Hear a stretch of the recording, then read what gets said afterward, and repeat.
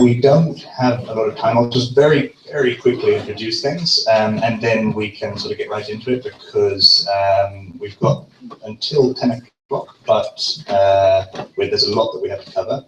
So when I looked at the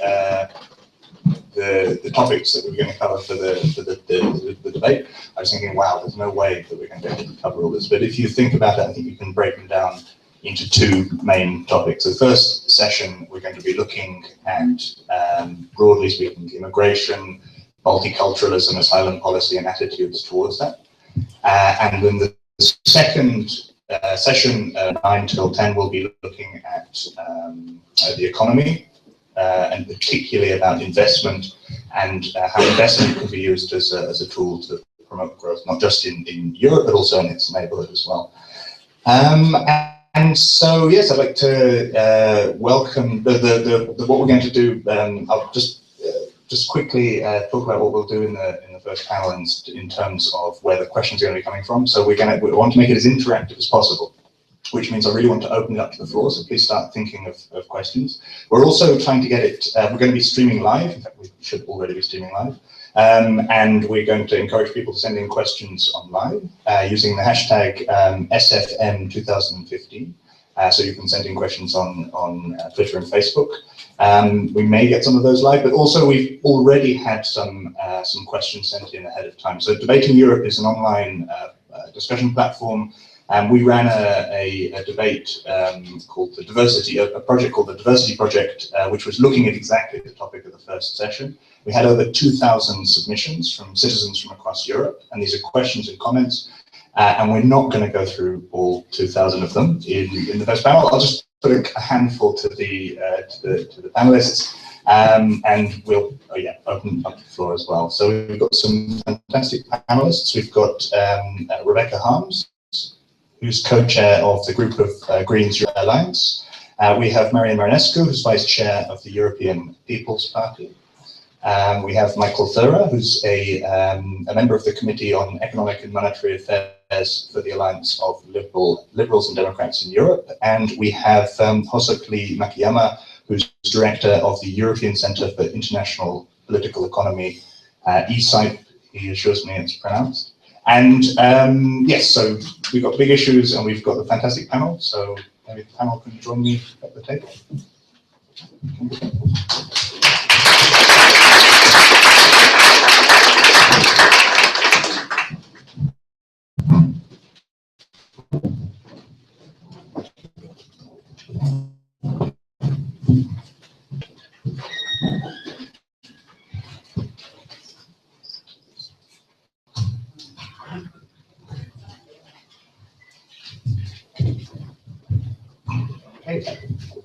And so, as I said, we had 2,000 questions sent in or comments sent in by citizens from across Europe.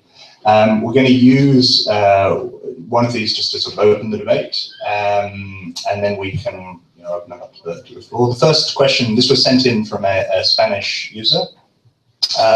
He's talking about the rise of sort of protest movements across Europe, the Front National in France and UKIP in the UK, for example. He says these are his words, that xenophobia and racism are increasing in Europe today. In an economic crisis, politicians are keen to resort to scapegoats and foreigners make a good target. So his question is, are Europeans growing more xenophobic and racist, or is something else happening? So maybe we can start with Mr. Marinescu. Well, what would you say to this user? Good evening. Yeah. Good evening. My name is Marian Marinescu. I'm coming from Romania. I'm an MEP in the EPP group. I'm vice chair of the. I'm sorry, it's not working. It's not working, guys. Yeah. Joe.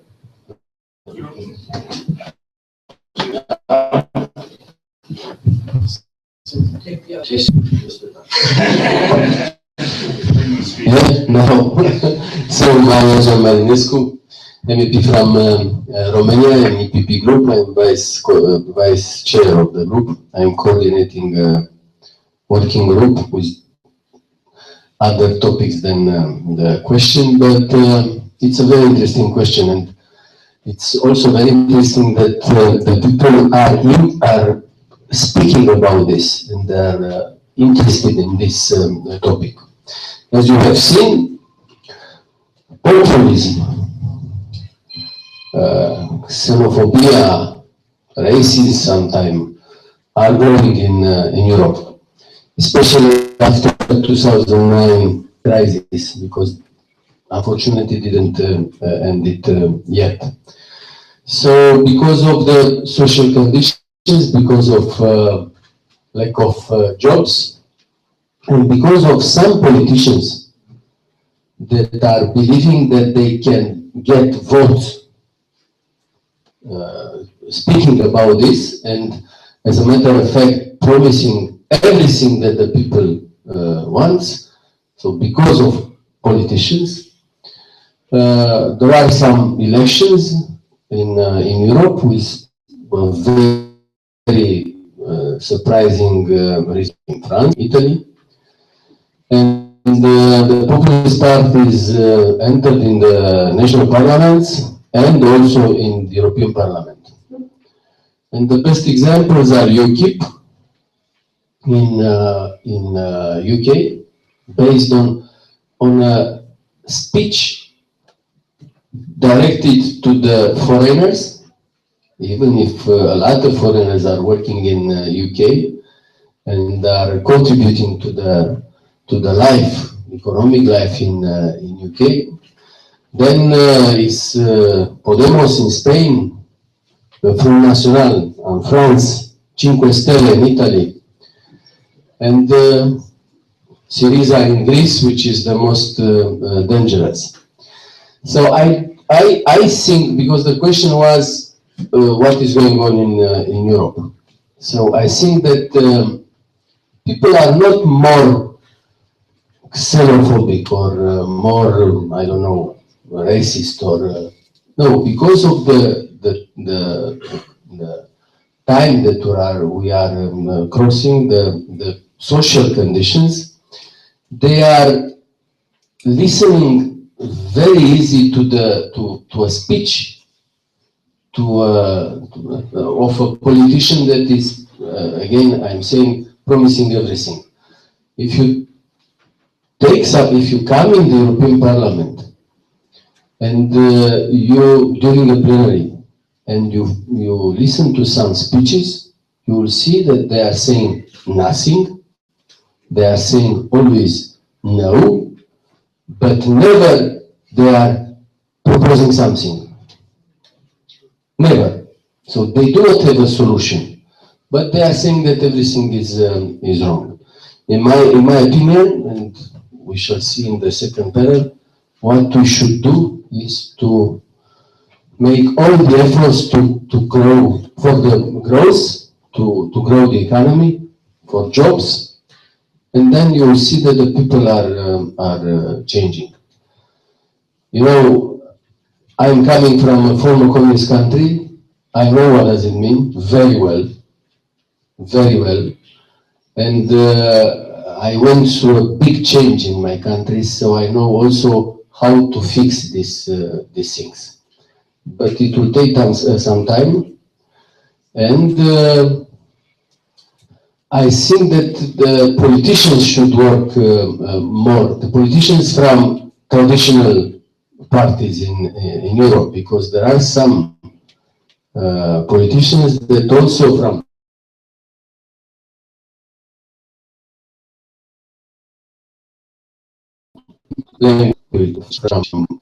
but there are all parties in Europe that are thinking to take so if like in France, UMP, or in other countries. Thank you. Okay, I'm glad that you brought up the link to the economy, because I'm just going to inject another question in, and I'll maybe ask Michael Thurrow to respond or to give his opinion. So this is a comment that was sent in from Birgit. She says that it's not just about the economic benefits, She says, I see my country changing beyond what I recognize in the last few years. Immigration has been measured in terms of economic costs and benefits, but what about the social costs in terms of a changing society? So Michael Thera, what would you say? Yeah, that's a very good observation, which I share. First of all, when I was at grammar school some 30 years ago, I would have never believed that it is possible that we realize in the European Union, in Europe itself, this huge amount of anti-Semitism and xenophobic movements. I was really shocked because before I was elected to the European Parliament, I worked as a directly elected mayor. And even in those days, that is ago, I was threatened by people, sending me horrifying right-wing extremist threats, anti-Jewish threats, and I would have never believed 30 years ago that that is possible after the experience of the Holocaust. Now, if we look at that, I'm really scared, because from my conviction, democracy, freedom, open-mindedness is multiculturalism, is nothing which is good and right only in a good weather period. So if some people say it's the economy, I would like to ask them, do you really want to have democracy only if the economy is good? And I would like to defend the democracy and the open-mindedness and the freedom and liberty of the citizens if we have a good economy or a bad economy. And the second thing is, I realize that we have a loss of confidence, of trust, of people in the capability of the democratic system to address the challenges and the problems. And I think a huge step, and that was, for instance, the case when I was elected as a mayor. I was 27 years old. I was still at university. I had not finished my exams yet at those days. I did that later then during the nights. And I was elected by people against the mayor who was ruling. And it was a huge competition with a program that not me can solve the problem, but that we all as active citizens in a local community can address the problems, and that it is possible in an open participation society, in an open democracy, to address and to solve the problems. And I would like to see a movement in the European Union of redemocratization, where people take the floor, but do it with, and then we have the powers, we have the activity to find solutions for the challenges. I'm convinced of that. Okay, let's inject just one more comment into the debate. This was sent in from Murat.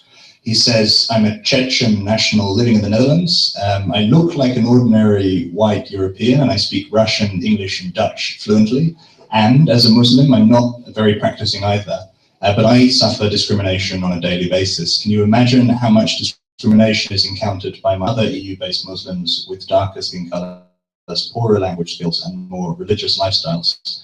European Muslims, Europe is heading in. How would you reassure them? Rebecca Hans. No alternative in this ongoing battle, and it comes in waves across Europe. It's not the first time that we are, in my political career, that we are discussing about the threat of nationalism or the threat of xenophobia or racism. It comes in waves, and whether we can defeat it in a democratic way or not depends very much on clear answers to those threats and to this kind of opportunism on which the more radical parties can grow. For example, my country, Germany, is a very good example. It's economically the strongest in the European Union. We more or less, okay, still maybe. There are some others, maybe, yeah, but it's still, so I I can compare it. Maybe economist, I'm only a normal average citizen and politician. I'm sometimes missing to read all the figures. But my country, for me, feels still rich. When I come back from Romania or from Latvia or right now from Portugal, I feel that I live in, compared to others, very rich country. And so in this country, again, we have not only demonstrations by anti-Islam and homophobic, racist movements like Pegida, we have again radical groups burning houses where we want refugees to live. And this happens in the strongest economy of European Union. And so for me, it's pretty clear, if the politicians in the battle on this would agree as much as we do here, we would have less problems. But so the waves, yeah, you can always smell when they start to grow again. Normally, it depends on political discussions across society, and we have too many politicians in most of the political parties who would never miss an opportunity when they are meeting their electorates in the pubs on Friday night or on Saturday night to feed, not directly the sentiments which later on create nationalism, anti-European sentiments, Islamophobia, or again also anti-Semitism. So it depends on us whether we can fight back and whether we are successful. I'm so glad that you said that, because that links very, very nicely to the final comment that I've got sent in, which says absolutely that it's not, this person Ivan is arguing that it isn't about economics ultimately. He says the collapse of traditional parties in many EU member states and the rise of protest parties such as the Front National in France or UKIP in Great Britain was exacerbated by the crisis but not caused by it. Le Pen was very successful long before the crisis. Well, this is Ivan's comment. He says the underlying cause is that over the past several decades there's been fundamental changes in terms of social values, the disintegration of community institutions, and also changes in how European economies are structured, with industry and agriculture giving way to a growing services sector. In other words, it's not migrants, it's globalization. That's what Ivan says. Would you like to pick up on that? Okay. Just in case you don't see it, I have a stake in this debate. I am a migrant. I am, believe it or not, I'm a Swedish citizen. I'm a former career diplomat, a disgraced one, and I have both ethnic and backgrounds that goes beyond the borders of European Union, and also happen to be a product of globalization in many sense. And there's one thing I would say about globalization in Europe, and I'm going to take a big picture. I'm not going to give a response according to an economist. I'm going to give you the percentage numbers, and I'm going to be very, very brief. And one question that I raise immediately is, we have had several different waves of globalization. We have interacted with other civilizations and societies since the antique times, and this is not actually new to us. And up to the Renaissance, when we reconnected with the Islamic societies, which were actually slightly ahead of us scientifically and in terms of personal freedoms, we interconnected again, of course, with the New World, and ever since the conquest of, now starting to sound like a history professor, so I'm going to speed up. But basically what I'm saying is that the global phenomenon, and actually nationalization is artificial. If you think about it, visa and passports were introduced during the First World War. Actually the norm is to be able to travel 100 kilometers across the border from here, and you end up in Netherlands or in France or in the English Channel. You better swim. But in short, the nationalization of balkanization, according to the Westphalian concept, now I really sound like a boring professor, but is completely artificial. But then you can say there is another phenomenon which makes globalization actually real, new to at least Europe, which is actually for the fact that this is actually the first time we are playing catching up with the rest of the world. It's not about the crisis. It's actually about something else. After we lost the Second World War in 1945, and not lost the war, but we were basically destroyed in the war. We didn't have the same migration waves from outside Europe in the same way that we had. We didn't have the same intercultural exchange. But in short, this has created many tensions in terms of, for the first time, economic trying to catch up with the rest of the world. And many of the groups that we see displaced, so-called displaced, I would say, comes from people who had relatively protected job in, for example, in the 60s and 70s, you had certain displacements in, for example, in mining or shipyards, docks that were closed across Europe. And but in terms of real numbers, they're actually quite few. We are talking about the car industry now and the industrialization of Europe, but let's be fair, 80% of people work in the service industry for a few decades now. And for every job that is destroyed in manufacturing, about 4 or 5 new jobs are created in services. Ever since the crisis, 95% of all jobs have been created in services. Very few of you in this room actually worked with or will work with something that involves actually building something with your hands. And if you even go back to generations, that's the way it's always been.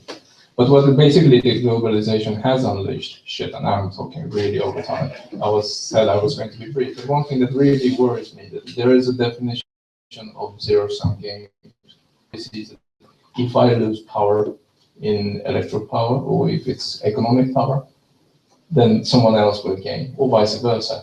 The rise of someone else is actually always happening only because of you. And that is a really worrying concern. And in a world where everything is interconnected, it doesn't make any sense. Let me take one example. Chinese electronics, and made also in India and the rest of the world and the United States, enter into Europe duty-free.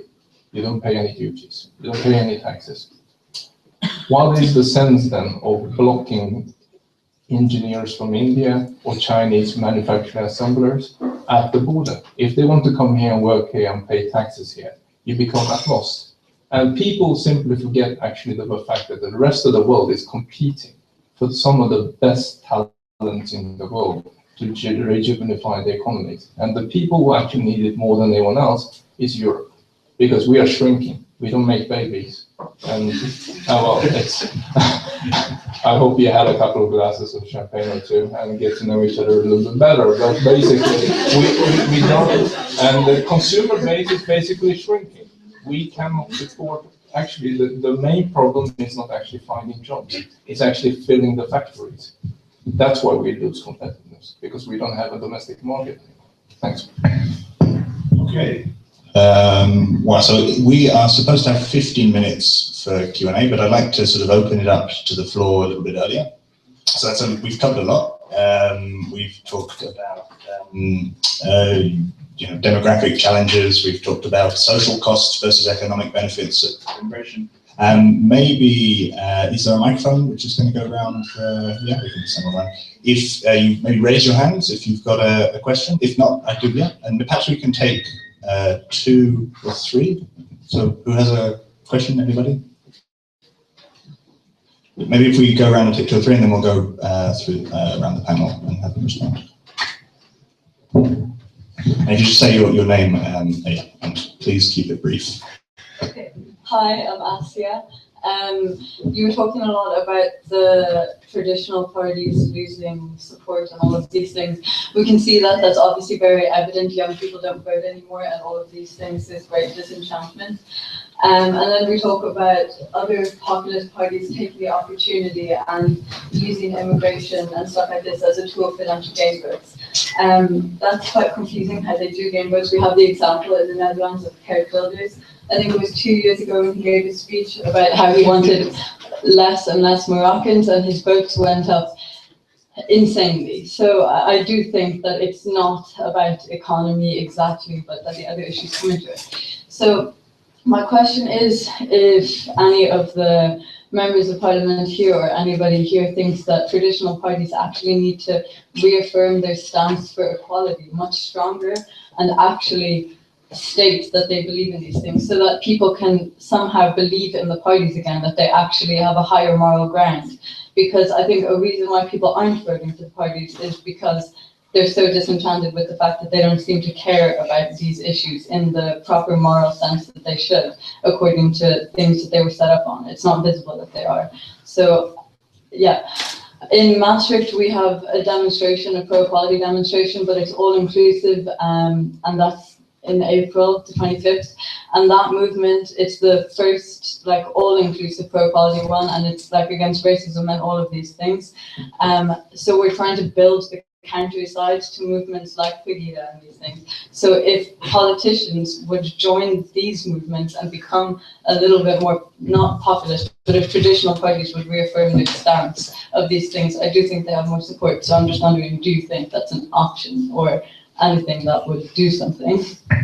Okay, gentleman in the third row.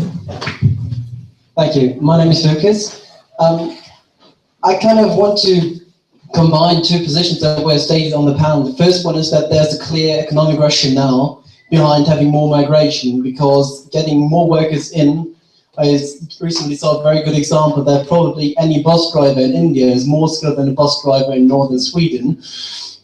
Certainly true, you need more skills if you want to ride through Delhi than if you want to drive a bus on the street.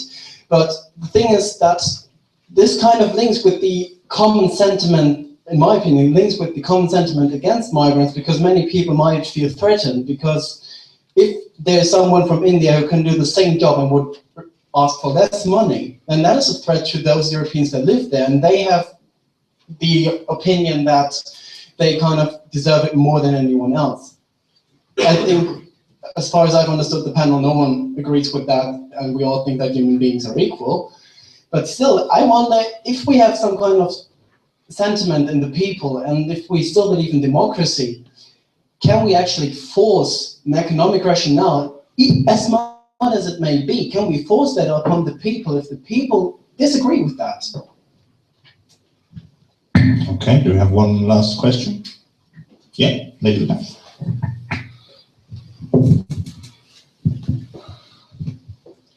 Hello, my name is Laila.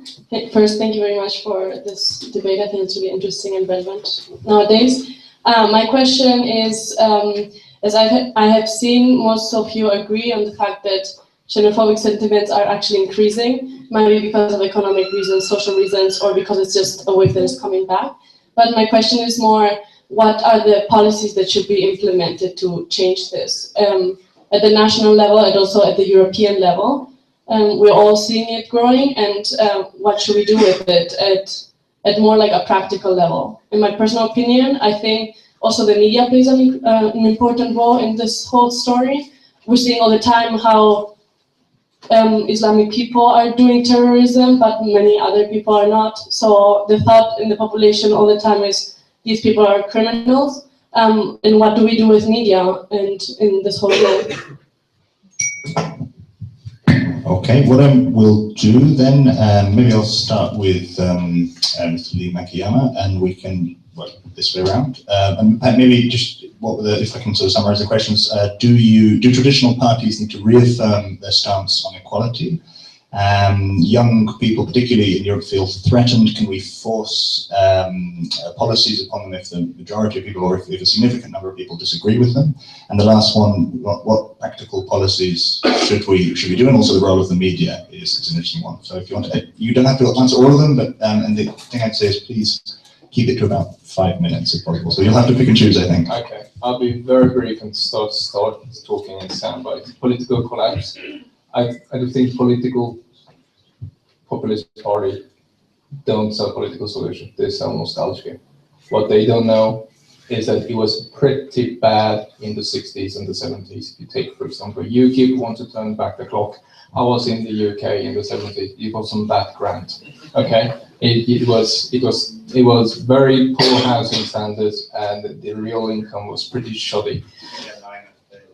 All right, and the evaluation of the currency. But in short, I think it's a reflection in the sense that the electors are starting to think that both the Christian Democrat movement and the social democracy is actually has collapsed, and many people perceive them as dead ideas. I think they are wrong. I firmly believe in one of the directions. I drink to the one who can guess which one it is. But basically, even if I be self-critical and look, for example, in Scandinavian models, you see the income inequality increasing. So it's not actually overall. It's actually not the fact that income inequality and people are actually striving towards socialist solutions. And the second question about the bus driver. Actually, Sweden has some of the best educated bus drivers in the world. You know, they tend to be Iranian nuclear engineers, for all I know. And yeah, it's actually true. The country who has actually integrated migrants poorly is actually Sweden. It's taken on many of them, but it hasn't integrated very well. And I can, for example, look at a group, for example, the Somali population in the tri-state New York area. They're the most successful migrant group, 90% employment. Almost all of them are self-employed. In Sweden, it is the reverse. It's almost 90% unemployment. I think actually how you integrate it is actually a bigger question in actually how many people you take on. And the question of xenophobia, I'm going to be a little bit controversial. I'm going to actually say, isn't there an inherent part of the European DNA? Not to be xenophobic, but actually to be defensive about what you believe in. You have to look at a much longer, wider perspective of history than just the last 45 years. There is a world outside Brussels, and they don't actually necessarily share the values that we do. That's just a devil's advocate. Of course, I don't believe in it, that it is so, and I hope it is untrue. But for example, some of the questions that you mentioned, for example, about Islamic terrorism, there are other groups that engaged in terrorism before. And if I would start to have in account body bags, I'm quite sure that one of the European countries would come out on top when it comes to terrorism.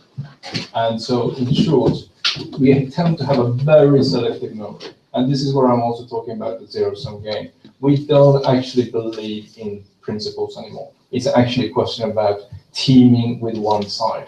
And that scares the living daylight out of me, because next time it might turn. Rebecca Holmes. So it's a little bit difficult to see the red line, the red file in our discussion for me. I felt a little bit lost by listening, and I would like to come back to my point, and also because I like to have a wider look also back in history if we are talking about some of the actual problems we are facing. And I insist that inequality can feed xenophobia and anti-European racist movements, but I don't believe that is the only source. Knowing my own country, knowing the history best of European Union, I would say it's always there. It has been never, we have been never able to overcome it. And there are different reasons for successes of the movements which have been quoted before. My clearest experience with this is I saw Le Pen and same party or similar party in Italy, even in Austria, in Belgium, in the Netherlands, in Hungary later on, very successful long years before we started to talk about what we now are talking about.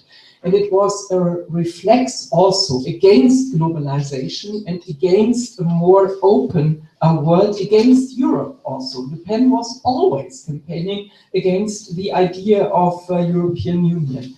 And therefore, I think, yes, we have to fight inequality. So the differences in our society are growing. If you look, for example, in some parts of even my country and look to the misery into parts of small cities in the east of Germany, close to the Polish border, for example, you can understand better why the populists are now more successful than before.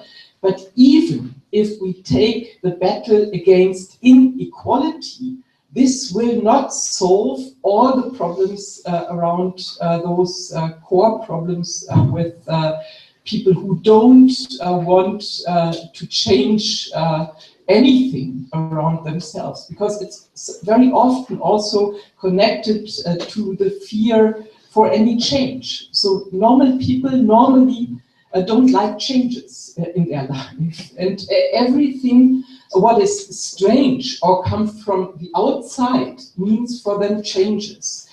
And they even do not mind that they behave in a very contradictory way. For example, in Germany, people have been used to give jobs to especially people from Poland, but also to all other countries from the east of the European Union, paying no taxes for those jobs they created, and paying no social insurance for those jobs. They lived with all those Polish people, Ukrainians even among them later on, doing all the construction work in many of the villages and small cities in Germany, doing all the jobs nobody wanted to do around old people in hospitals, etc. But only when suddenly we decided on free movement in Brussels, they feared something from the East. Yeah? They worked with those people for years. They liked to work with them. And when we decided on free movement, when we only started to discuss that we want still to increase the possibilities based on free movement regulations, there was a huge unrest in all over Germany, and it continues. And it came to my mind because you said we need immigration. And I completely agree. I could not agree more. But we have not yet managed to create in our society a good environment to realize this need for immigration. And if we don't organize, or if we don't create a friendly environment for immigrants, then it's getting to be very dangerous, especially for those who come, and not only for those who are already here. And so there are some, I think, contradictions which I have also not yet found for all those wonderful win-win solutions. Okay. Yeah, thank you very much. I will some answers on these excellent questions. Your question was, what's about the traditionalists parties? It was misinterpreted slightly, to be honest. Sorry? I think it was misinterpreted, but I think that you're going to get to it. I don't know. I will try. I will try. Traditional parties are under pressure. I'm a member of a party, the Free Democrats, Freie Demokraten in Germany. We have lost a lot of votes, so we have realized what this development is. And now we are trying to reorganize ourselves. But other traditionalist parties are challenged as well. I think that needn't be bad, because that is a normal process.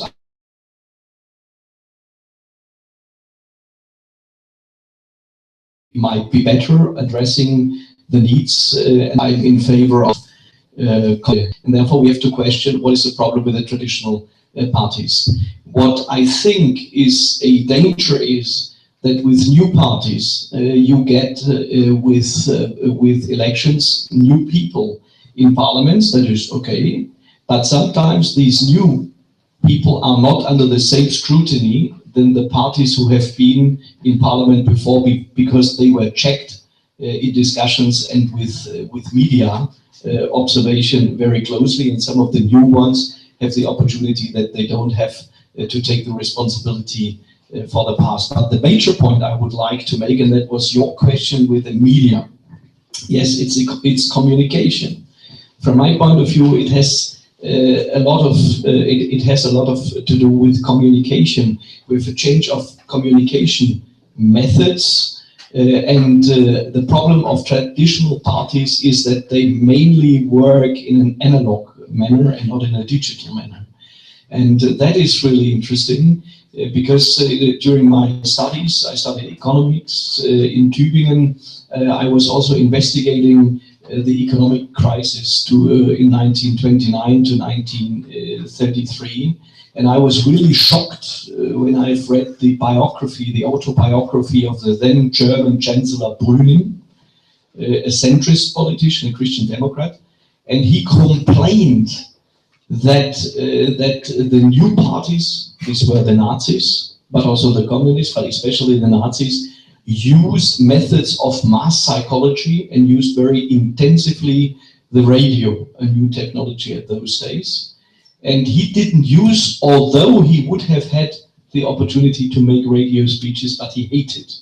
So if you look at that, it's really crazy if the competitors use all the new modern communication methods and the traditional established parties do not use it. And then another observation, if we investigate a little bit the revolutionary changes in history, you can find a lot of differences between the peasant war in the 16th century and the revolution in the 19th century, but I found similarities. In a revolutionary situation, you always have people, some want to go back to a better past, and some want to go forward for a better future. And if they combine, they will destroy the system which is there at present. And therefore a system which is static, which is not coping with ecological, economical and social changes will be destroyed. And therefore I think we have to concentrate on the necessity of adaptation of our modern democratic society and the economic system, which is challenged by the digital revolution and by other challenges. The globalization is one. And now I would like Lucas to answer your question. Can you really force people into an economic system they do not want? No, you can't.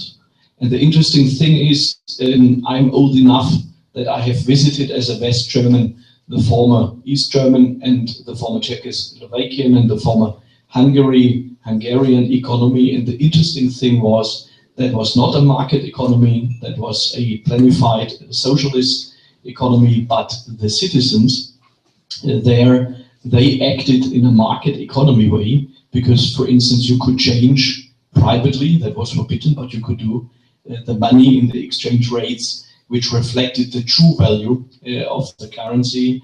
And that is a really interesting observation, and therefore I really think that this is a human nature, and political decisions will always come to a limit if politicians want to change in an educational way the wishes of the individuals. And I think that's a challenge for policy, to create a framework in between a free individual is able to take the responsibility for their own lives. And you are not surprised that a liberal is calling for that. So you mentioned communications and the digital revolution, and there's a there's a webcam there, which is live streaming this, and there are people watching. Speaking of communications, there are people watching this live stream across Europe, and so somewhere someone has written a message. It's been sent to a server in the US. Probably it's gone to Paul's phone. Then Paul's written it on a piece of paper and handed it to me. So this is new technology. It's a question which was sent in from. You could have exactly. This was sent in from M_FOP. And it's a question from Mr. Marinescu. He says, Mr. Marinescu, how does the EPP interact with its own populist elements, such as Forza Italia or Mr. Viktor Orban? If you want to pick up that or any of the other comments that have been, we'll give you more time. Yeah, I shall answer also to that question. Yeah, came through United States. It's very important. But I shall try to answer first to the first questions. So if I understood well your question, you were talking about changing the quality of the traditional parties, yeah? Yeah, they need. So, enter in the politics. Replace the people that are there. It's your turn to do something for you, for your parents, for your children. This is the solution. The only one. Because one of the reasons that the traditional parties arrived in this situation is that, let's say, not so, how to say, because I'm also a politician, but not so high level quality people are joining the politics in the last period. Everywhere. I am in the European Parliament since 2007 because Romania entered in EU in 2007. So I am at the third term. Yeah, 2007, 2009, 2009, 2014, and now the third one. Went down. The quality. And this is, in my opinion, valid all over. So, yes, traditional parties, they need to change something. In order to recover what they lost. Because this is also a reason for Italia, for example. Yeah? We compare with Sarkozy in the period when he was the president. And look at Cameron in UK. There are some names, Berlusconi and others. Yeah? So there are some names that give you this image. So if you want to change something, you have to change it from inside, not sitting in front of a TV and saying, look at him what he's saying. He doesn't know what he's speaking. Go there and speak, replace him and speak what is necessary to be spoken. This is my answer to this question. And maybe on the other side, do something with the politicians that are populist. Because they are getting the people and, I don't know, convince them to vote. Second, about what to do against such things. There are a lot of things to be done. Maybe first education, then communication, information, to inform the people, but to correctly inform the people. Not to try to maybe to use the same language, but in the other side. But to inform the people. So there are things to be done. And, of course, again, the same solution. Enter, join politics, and replace the people there. So, I think you were asking about integration of migrants, yeah? I think. Yeah? I don't know. The others said that is not economic. The cause of this situation is not economy. I'm insisting. Everything is starting with economy. Why are you in the university? To get a profession, a high qualification, to get a job, to get a salary, to have your life. Yeah? That's it. This is life. Work, salary, and to live. That's it. Everything is starting with economy. So, think about it a little bit. Why 30 years ago the migrants in Europe, they were not seen? They were integrated. It's not true. They were integrated very easy. Yeah? 30, 40 years ago. My dad was a migrant over 30 years ago to Ireland, and it was very difficult. Most of them. In Germany, there are millions of Turks, yeah? Because the economy was absorbing these people. Now, it's very difficult. Because the economy is not what we want to be. So it's difficult to absorb these people. And that's the reason that now, like you said about Netherlands, yeah? Wilders, he was on top, he was down. Because of the language, yeah. But because the people, as you said, they were afraid. They are afraid. They were afraid of Polish, Romanians, Bulgarians, Hungarians, and so on. Because they were taking their jobs. Why?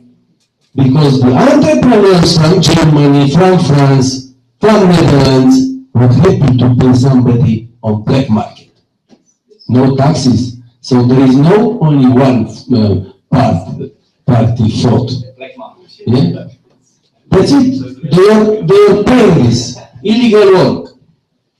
So that's it. This is my opinion. Everything is starting with economy. Of course, there is a problem also of education, of information, of family.